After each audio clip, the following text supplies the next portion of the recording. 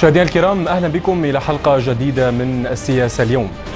المشكلة ليست في أن يحقق العدو انتصارا بأدواته، فهذا شيء يحصل غالبا، فالحرب سجال كما يقال، لكن المشكلة هنا هي أن يسجل العدو انتصارا بغير أدواته. هذا بعض مما جاء في مقال الصحفي علي زين، وعنون مقالته ببروباغندا داعش.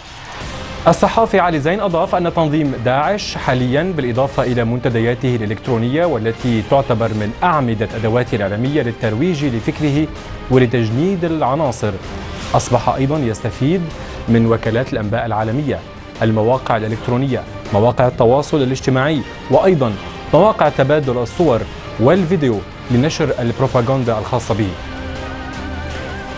وقد جاء في المقالة أيضا تنويه وتسليط للضوء على التكتيك الدعائي الذي يعتمده داعش والخطة والأهداف والأدوات التي يستخدمها لإيصال رسائله، ومنها نقل أخبار هذا التنظيم، منتقدا الطريقة التي تتعامل بها وسائل الإعلام العربية مع كل ما يخص هذا التنظيم التكفيري.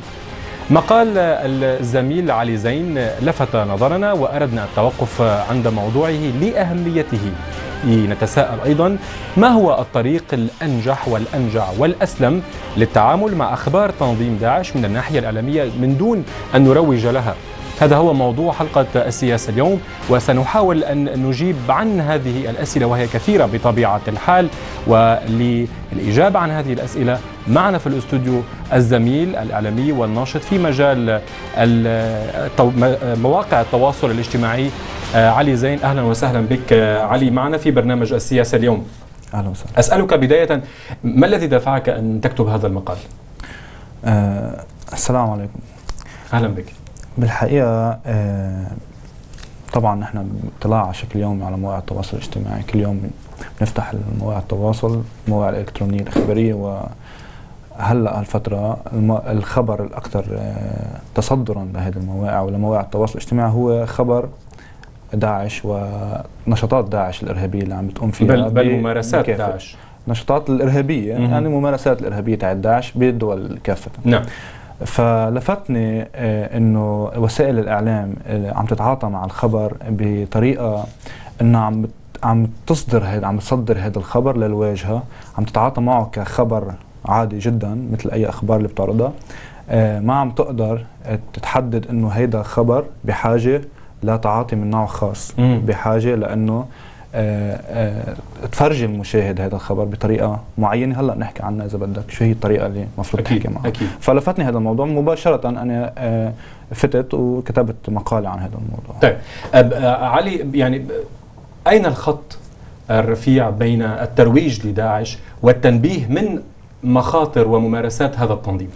بدايه خلينا نعمل مقدمه صغيره عن الموضوع. صحيفه الجارديان بتقول جملة معينة هي أساسية، تقول نتائج المواجهة بين الغرب وداعش ستتأثر بهوية من سيربح العقول والقلوب من خلال البروباغندا.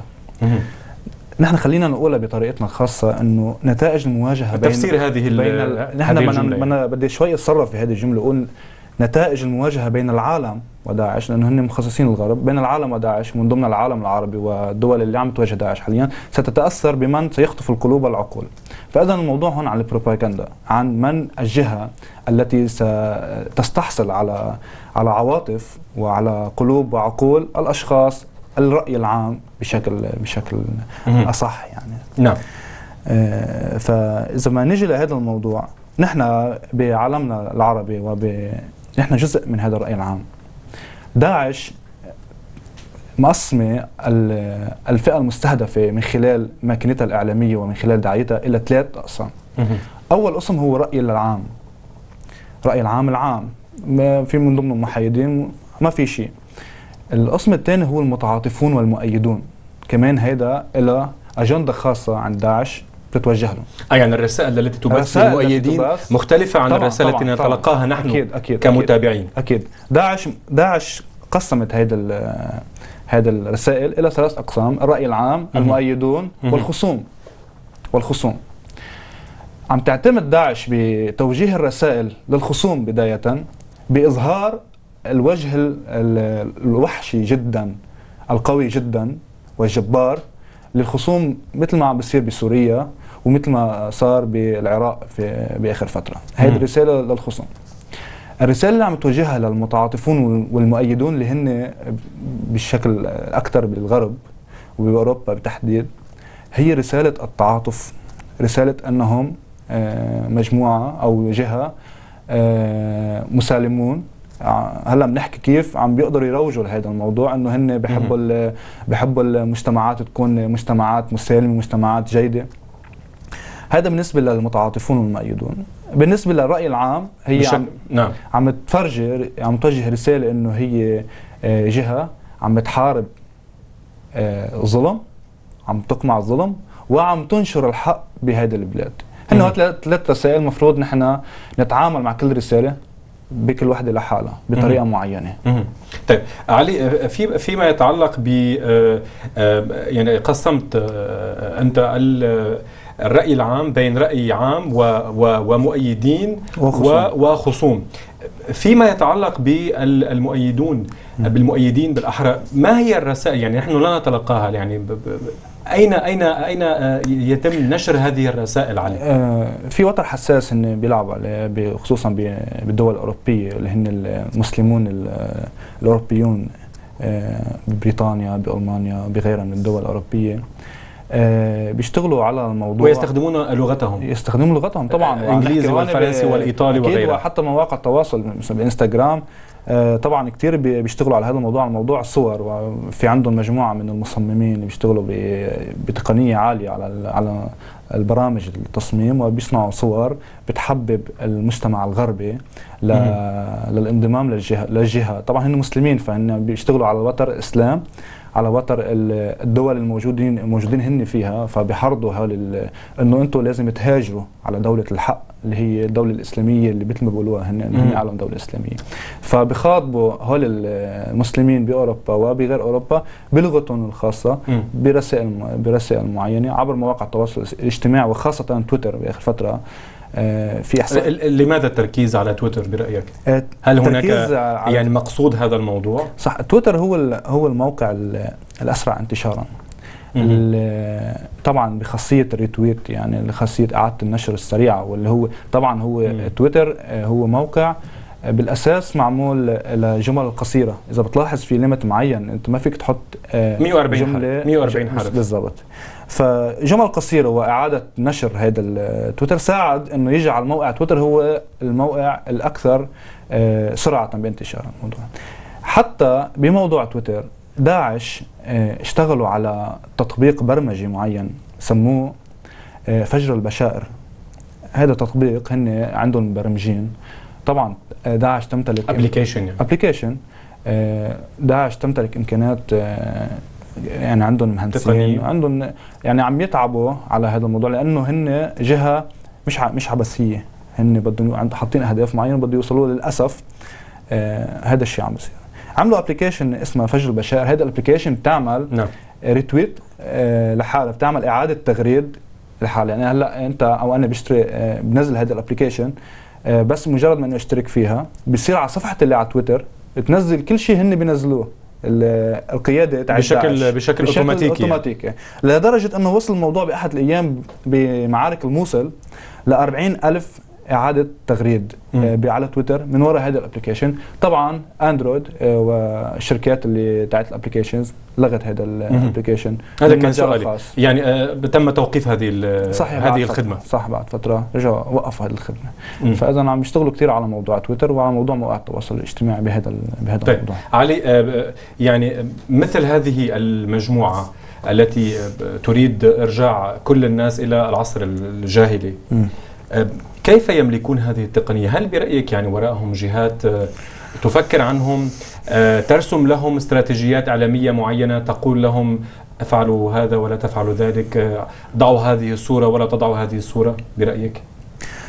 طبعا ما في حدا بينكر انه في جهات استخباراتية وراء أهداف واستراتيجيات تنظيم داعش. يعني بمعنى انه اكيد مش انه في جهة مباشرة بالتواصل مباشرة مع مسؤول داعش بينهم، لا، في جهات تختبئ وراء حركات معينة، حركات جهادية معينة ومنخرطة في هذه الحركات الجهادية. هذه الجهات الاستخباراتية هي التي تدفع وتحدد المكان المناسب والظرف المناسب للقيام بعمليات داعش. يعني مثلا طبعا في الموضوع استراتيجية داعش تعتمد على أن تقوم في الأماكن التي تحدث فيها الفوضى. يعني مثلا داعش ما كانت بسوريا قبل ما يصير فيه الدمار، الاشتباكات، القتل، العنف، بلشت تظهر داعش بسوريا. في العراق طبعا استفادوا من بعض العمليات الإرهابية، هيدا قبل نحن عم نحكي عن نشوء داعش كخلايا نائمة، استفادوا من موضوع العمليات الإرهابية بعض الفوضى الموجودة في بعض المناطق العراقية وبلشوا ينتجوا هذه الخلايا النائمة. طبعا وبعدين بلشوا بحركتهم اللي هي السيطرة وإعلان الدولة الإسلامية في العراق. فإذا أكيد ما بننكر إنه في جهات استخباراتية هي اللي عم تحدد وهي اللي عم بتدير هيدي الحركة لخدمة أهدافها بالمنطقة. يعني هلا إذا بدنا نحكي على الموضوع الاستخبارات الأمريكية، هي مستفيدة بشكل ما من وجود داعش. كرمال هيك ما في محاربة صريحة وواضحة من قبل الأمريكي لداعش، فبيلجأوا ببعض الأحيان إلى الحد من تحركاته بس من دون ما يعملوا معالجة جذرية. فإذا في مصلحة معينة ببعض الأماكن للاستخبارات الأمريكية والغربية بداعش ببعض، أو حتى العربية يعني في بعض كمان في مصالح عربية يعني صحيح بدون ما نذكر الدول. يعني صحيح هناك دول عربية يقال أنها تمول داعش بشكل أو بآخر. يعني بفهم منك علي أن الولايات المتحدة قادرة على إغلاق كل حسابات داعش على فيسبوك، على تويتر، انستغرام، جوجل بلس ويوتيوب. نعم. هل هي قادرة على ذلك لو أرادت؟ هي كقدرة قادرة على إغلاق جميع حسابات داعش. بس أمريكا تستعمل أسلوب بيسموه من زمان كانوا يشتغلوا على موضوع إنه لحتى تمدح شخص معين بتضخم خصمه.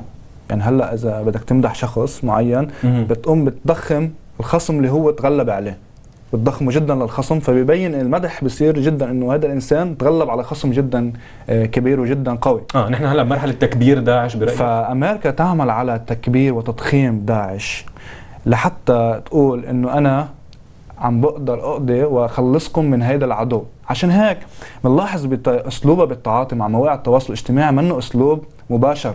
يعني لما نزل الفيديو تاع جيمس الصحفي الامريكي فولي مش دغري الاعلام الامريكي او يوتيوب او موقع يوتيوب، اداره يوتيوب اللي هي طبعا راجعه للحكومه الامريكيه، نعم، مش دغري شال المقطع، خلاه لبعض الوقت.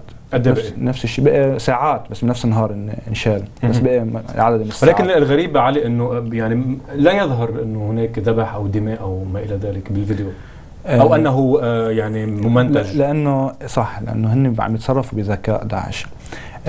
هن قلنا نحن الوحشيه اللي بدهم بيظهروها بالرساله الموجهه الى الخصوم اللي عم يقتلوهم.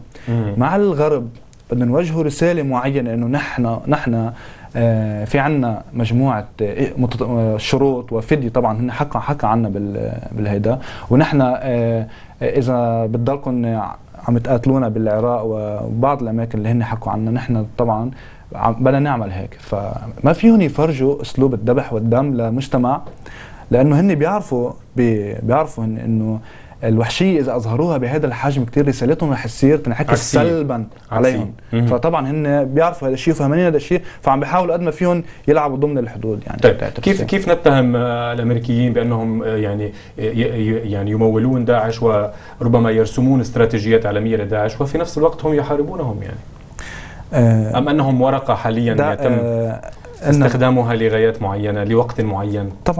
طبعا داعش ورقه يستخدمونها لوقت معين، لأنه الأمريكي لا يهمه أن تكون المنطقة موحدة طبعا لمصالحه، لخدمة مصالحه سواء نفطية أو حماية إسرائيل. طبعا لأنه حماية إسرائيل خط أحمر، والمصالح النفطية بالخليج نعم. خط أحمر بالنسبة للأمريكي. فإذا بحال كان محور المقاومة ومحور الممانعة قوي بهذا المجال، الأمريكي غير مستفيد. فكيف بده يقدر يضل هو مسيطر على الاجواء عبر داعش؟ علي زين، ابقى معنا، يعني سنتوقف مع فاصل، وبعد الفاصل سنبحث سوية كيفية مواجهة هذه الاستراتيجية، يعني نعطي للمشاهدين فكرة كيف يعني يمكن تلقي رسائل داعش عبر وسائل التواصل الاجتماعي وعدم التفاعل معها وعدم نشرها. كل هذه المواضيع والنصائح بعد الفاصل.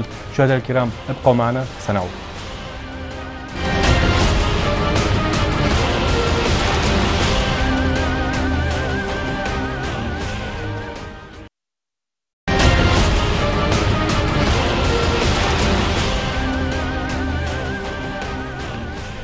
ومن جديد أرحب بكم إلى السياسة اليوم. موضوع الحلقة كما يعني تعلمون هو الاستراتيجية التي تستخدمها داعش لتمرير رسالتها الدموية للمشاهدين، كيفية التعامل مع هذه الرسائل وتفاديها، وعدم أهم نقطة هنا عدم المساهمة في نشر الرسائل التي تريد داعش إيصالها للناس من خلال وسائل إعلام ربما محلية عربية إقليمية ودولية. معي في حلقة اليوم الزميل الإعلامي علي زين، وقد يعني علي كان له مساهمة في مقال مهم جدا عن كيفية مواجهة استراتيجيات داعش الإعلامية. علي، كنا نتحدث قبل الفاصل كيفية استخدام داعش لوسائل التواصل الاجتماعي، وحضرتك قلت أن داعش وراءها أجهزة مخابرات ربما ترسم لها هذه الاستراتيجيات. السؤال الآن، كيف يمكن مواجهة هذه الاستراتيجية من قبل المشاهد العادي الذي ربما لا يستوعب أن داعش تريد إيصال رسالة معينة لإرهابه وإرعابه تحت مسمى صدمة والترويع؟ بس بموضوع الأجهزة الاستخبارات، هي أجهزة الاستخبارات مش دايما هي المحرك لداعش، بقدر ما ببعض الأوقات هي بتكون مستفيدة، تستفيد من هذه العملية اللي بتقوم فيها داعش أو من هذه الاستراتيجية، وبتكفي فيها وبتدعمها سواء ماليا أو تقنيا. بموضوع التصدي لداعش ولا الحملات والدعاية اللي عم تقوم فيها داعش، بالقصة الأخيرة تاعت الصحفي الأمريكي كمان جيمس فوري، صحيفة نيويورك بوست ما حطت طبعا أي شيء عن الموضوع إلا صورة من المقطع الفيديو اللي انتشر، وكتبت المتوحشون. لاحظ هون عم يستخدموا الرسالة العكسية لحتى يستفيدوا من الشيء من الرسالة اللي وجهوها داعش بشكل إيجابي، ولا يدلوا على همجية وعدوان وهذا الهمجية اللي عندهم داعش. فإذا قدروا يستفيدوا بهذا المجال من هذا الموضوع، ما نشروا الخبر كخبر عادي. بينما بتلاحظ ببعض المواقع العربية الإلكترونية على مستوى الإلكتروني والإنترنت، الخبر كان موجود فيديو ذبح الصحافي الأمريكي جيمس فوري ببساطة. يعني حضرتك شفت الفيديو؟ طبعا شفت الفيديو على مجموعة وكان هناك بالفعل عملية ذبح؟ أكيد. هو بآخر الفيديو بحط السكينة وببلش بيرجع بيفرجل راس موجود على الجثة. هذا هو الفيديو، طبعا الفيديو عم يحكي فيه، وهذا بيرجع ببلش بذبح بقطع رأس الصحفي، وبين الذبح، يعني بيوصل لمرحلة صغيرة من الذبح، ما بيفرجي كل عملية الذبح، بس يعني واضح انه في ذبح، وواضح انه هناك ناس تشكك انه ما صار في ذبح، ما شفنا دماء، ما شفنا شيء. ما فرجوا على هذا الموضوع، بس فرجوا على الراس، يعني الراس اللي موجود. ليس غريب على داعش انه يقوموا بقطع راس، يعني انه اكيد مش حيخافوا انه يقتلوا صحفي يعني قاتلين كثير اشخاص وصحفيين بهذا الموضوع. فاذا الاعلام الغربي تعاطى مع هذا الموضوع بهذه الطريقه، البعض وقع بفخ هذا الموضوع، واكثر من وقع في فخ هذا الموضوع هو الاعلام العربي للاسف. بعض القنوات التلفزيونيه حطت الموضوع بعناوين الاخبار كخبر عادي، وما قدرت تستفيد منه. انا هنا عم بحكي عن الاستفاده وتوجيه وقلب الطاوله على كيف برايك كان لازم ينعرض الخبر؟ قلت لك نيويورك بوست حطت الخبر انه المتوحشون مباشره، دلت على همجيه ما مرقت الخبر بشكل عادي. يكفي انه نحن ما نمرق الخبر كخبر المفروض كل العالم تشوفه، انه والله داعش تقوم بذبح صحفي امريكي. هلا هذا صار خبر عادي. فينا نقول مثلا ارهاب داعش، الوحشيه عند داعش تتمثل في مثلا اي عنوان معين بفرجي ولو هذا شيء بسيط. نحن بعد ما عم نحكي على رسائل اذكى من هيك، يعني الاعلام الغربي اذكى من الاعلام العربي طبيعي بالتعامل مع هذا النوع من الاخبار. يعني الاعلام الغربي انه له صولات وجولات طبعا سابقا مع الارهاب، مع تنظيم القاعده، خصوصا مع تنظيم القاعده، لانه موضوع البروباغندا ما صار مش جديد، صار من فتره. اول بداياته كانت بالشرايط المسجله، الصوت تاعت بن لادن، صحيح. ومن بعد الظواهر ومقاطع الفيديو، صح. ورجعت هلا بلشت من 2013 من تاسيس دوله مثل ما بيقولوا دوله اسلاميه في العراق، بلش موضوع استفاده من مواقع التواصل الدعائي بشكل اكبر. طيب اسالك هنا، يعني نعطي نصائح للمشاهدين، كيف يمكن مواجهة هذه الاستراتيجية؟ هل بعدم بث هذه الأشرطة؟ يعني هناك صحفي زميل لك ولي عباس الزين، عباس كتب اليوم على صفحة الفيسبوك أنه قوة داعش تأتي من ضعف وخوف الطرف الآخر. هل توافق على هذه المقولة؟ في جزء كبير منه صح لهذه المقولة، أنه داعش تستفيد من ضعف الخصم. نحن بهذا الموضوع نحن نروج لهذا الخوف. نحن ما بنحكي عن ضعف. هلا نحن عم نقول داعش تستفيد من سوء استخدام خصمها، يعني اللي هو الاعلام المقابل لداعش، من امكاناته ومن قدراته لكسر شوكة الدعاية الداعشية. مش من ضعف، ما بدنا نقول ضعفه. ببداية بأحداث الموصل، بأحداث العراق، قاموا بالتغريدات بنشر إشاعات داعش أنه صرنا على أبواب بغداد، صح. ونشروا صور بتقول أنه حتى في صورة شخص مركبة أنه صاروا على أطراف بغداد، وهذه الصورة انتشرت، صرت حتى بتفوت على جوجل بتحط بغداد دغري، لدرجة انتشار هذه الصورة وصلت لدرجة أنه بس تحط على جوجل الصورة الأولى بتبين الصورة الأولى. فهذه الإشاعات سببت بمشكلة عسكرية على الأرض، ما بننكر هذا الشيء، وبخوف عند المواطنين سواء بالعراق أو بغير العراق أو بالعالم العربي، بخوف إنه داعش صارت على أبواب بغداد. هذا داعش استفادوا من شو؟ من تصديق الإعلام العربي والرأي العام العربي للإشاعات اللي عم ينشرها وسرعة انتشارها. طبعا هلا واجب أي شخص بالحد الأدنى انه ما يقوم بنشر اي اخبار بتخص داعش، سواء على فيسبوك او على تويتر. ما ينقل اي هذا، يعني مثلا شاف فيديو في قطع راس او شاف فيديو في عمليات لداعش، ما في داعي ينشره، هذا شيء غلط جدا. يعني طبعا هذا المفروض، هذا واجب الدوله اللبنانيه، واجب المؤسسات الاعلاميه اللبنانيه، وما بعرف يمكن المجلس الوطني للاعلام انه يقوم بوضع خطه عامة. نحن نتحدث ليس فقط عن لبنان علي، عم نحكي عن كل العالم العربي، ما أيضا هناك مغردون وأشخاص على الفيسبوك من العالم العربي كله يروجون لداعش بدون أن يعني بيفكروا أن هذا هو سبق صحفي أنه قطع الرؤوس وما إلى ذلك. صح. للأسف ما هي النصيحة التي يمكن أن نعطيهم إياها؟ أنه لا تنشروا هذه الصور وهذا النوع من الفيديو على الصفحات. صح. اولا انه ما ينشروا هذا، اولا الحد الادنى انه ما ينشروا، ما يقوموا بنشر هذا الموضوع. ثانيا انه يقوموا هذا يساهم بتقويه عضد داعش. طبعا يساهم بتقويه، ما هو اللي سبب انتشار اشاعات داعش. هي اشاعه، هي الحرب نصفها اشاعه. في مقوله بتقول انه الحرب نصفها اشاعه. فهذا الموضوع صار مع داعش. اولا حد ادنى ما ينشروا، ثانيا يقوموا بحملات. يعني في حمله اسمها ايزيس ميديا بلاك اوت، اللي هي معناتها انه توقف ترويج لاعلام داعش. هذا الحمله قاموا فيها على مواقع التواصل الاجتماعي لحتى يقولوا، هيدا صارت من بعد قصة الصحافة الأمريكية طبعا، إنه ما عادش تنشر أشياء لداعش. هذه الحملات مهمة، موضوع المؤتمرات، الحوارات، المشاريع طبعا اللي بيعملوها، استضافة أشخاص يروجون لداعش، هذه أهم نقطة يعني برأيي. أكيد. لا نحن عم نحكي على الخطط كمان، إنه من بعد ما يقوموا بحملات طبعا يقوموا بمؤتمرات لتوعيه الراي العام وتوعيه العالم على هذا الموضوع. ما بكفي حلقه تلفزيونيه او ما بكفي انه بوست على فيسبوك انه ما تروجوا لداعش، لا عملوا شيء على مستوى وطني. صحيح. شكرا لك علي زين. يعني الحلقه يعني تستاهل الوقت بعد اكثر، الموضوع مهم جدا. قد نعود ونستضيفك من جديد لاستكمال هذا الحديث.